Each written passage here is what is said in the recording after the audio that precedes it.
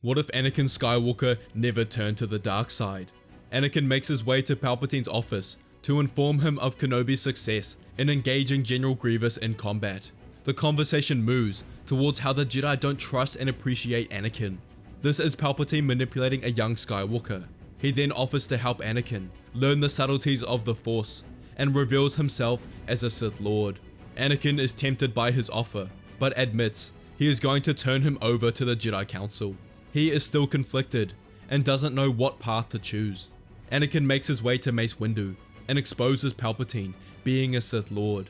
Mace is surprised. His worst fears have been realized. He gathers 3 other masters to go to Palpatine's office and arrest him.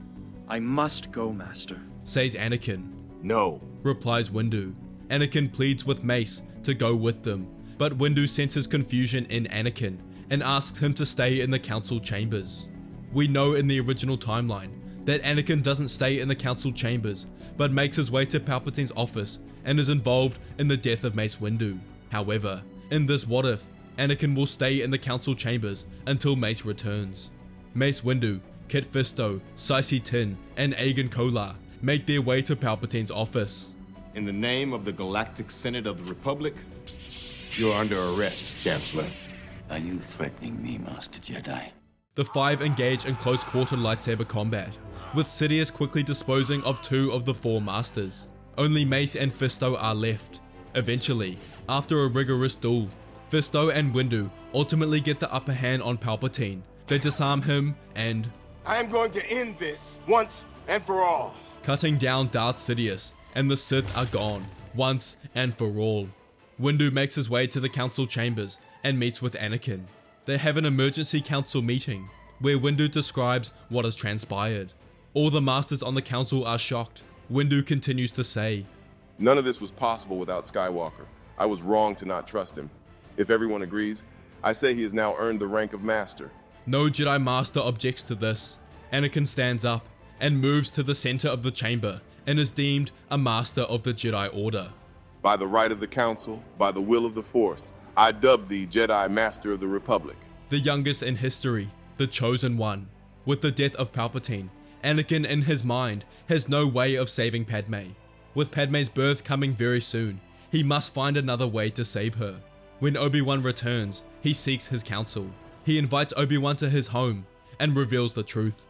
Master, this might be a shock to you, but Padme and I are married, and I'm the father of her children. Obi-Wan is mildly shocked, but reveals that he knew all along, but chose to ignore it. He explains how this is against the Jedi Code, and he will be expelled from the Jedi Order. Obi-Wan lowers his tone. Why are you telling me this now, Anakin? Who responds by explaining his nightmares of Padme dying in childbirth. I've sought counsel from Yoda, but I cannot give up my attachment to Padme. Obi-Wan nods his head with his hand on his chin. When was the last time you had this nightmare? Not for a week or so. Before or after Sidious' death? Kenobi fires this thought right at Anakin. He looks up straight at Obi-Wan, a look of shock upon his face. Everything clicks in Anakin's mind. That's how he knew when Palpatine revealed himself. He said he had the power to save Padme from certain death. I assumed he was powerful enough to sense what I was thinking. But no. He placed those dreams in my head to try and manipulate me. That's right. Padme is not in danger. She's going to be just fine. The 3 discuss what to do next. Obi-Wan, being Anakin's closest friend, will not reveal his marriage to the Jedi, but encourages Anakin to come clean.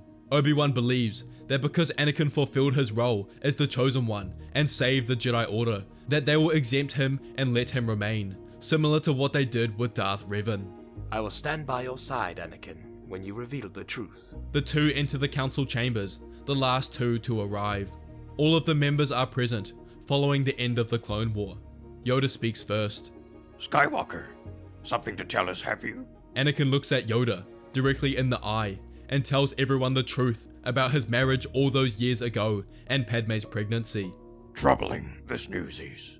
However, the Chosen One, you are. Defeated the Sith, you did. Even through your attachment to Padme for all these years, you have been able to become a successful Jedi. Leave us and let us discuss. Anakin leaves, and hours go by. He tries to sense what is being discussed in the council room, but to no success. Eventually, he is invited back in. Debated we did. All agreed you can stay. We have. Obi-Wan was right. Anakin was pardoned and allowed to remain in the Order. Anakin goes home that night to celebrate with Padme, his wife, but as they are sitting down on their couch, Anakin senses a presence he hasn't felt in years. He turns around to see the Force ghost of his old master, Qui-Gon Jinn. Anakin, I am truly proud of you. You have not only fulfilled the prophecy, but you have also achieved this while remaining true to your heart. The temptation of the dark side was strong, yet you resisted. You've shown that a Jedi can have attachments, yet not be ruled by them. A lesson of immense value for the Jedi Order. Now that you are a master, you can make changes in the Order and pull them back to the old ways, away from self-righteousness and arrogance. I know you can do this, and should you ever need guidance, I will always be here. With that, Qui-Gon's Force ghost disappears, but Anakin looks over to his wife, whose water has just broken.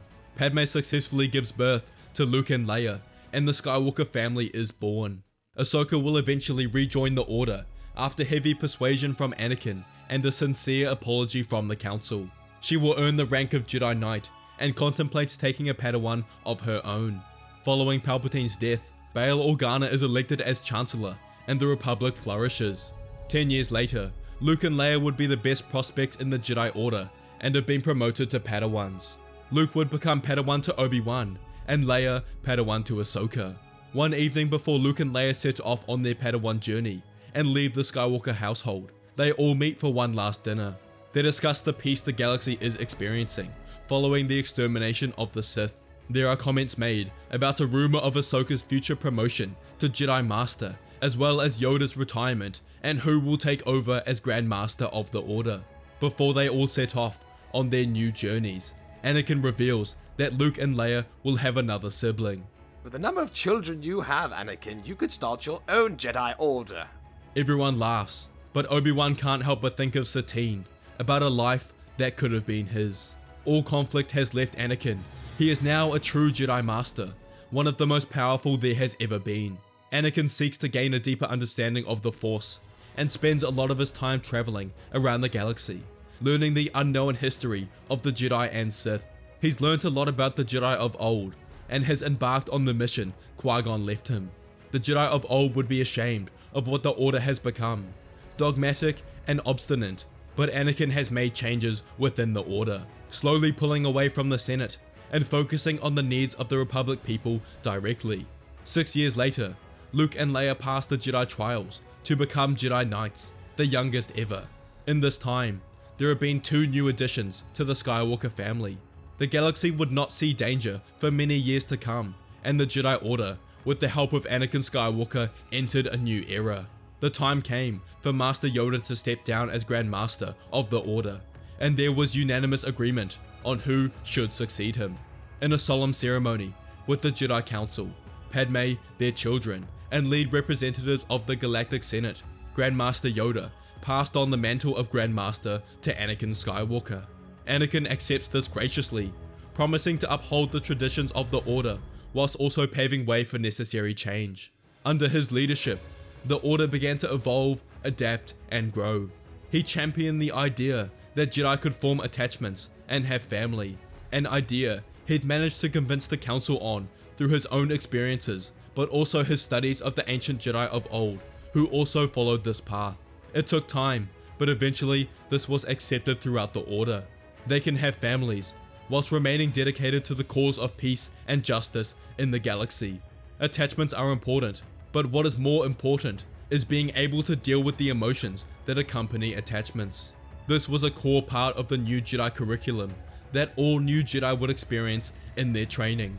With his family at his side, and the Jedi Order at his back, Anakin Skywalker stood as the beacon of light and hope in the galaxy, the epitome of balance he had brought to the Force. His legacy was not just one of power, but of love, compassion, and understanding, the true heart of a Jedi Grandmaster, and he would lead the Order against any threat that opposed galactic peace. Thanks for watching, everyone. If you enjoyed the video, please let me know what you thought in the comments and make sure to like and subscribe. I've got more animations in the works, so make sure to subscribe so you don't miss any of those. I love replying to all your comments, and may the Force be with you.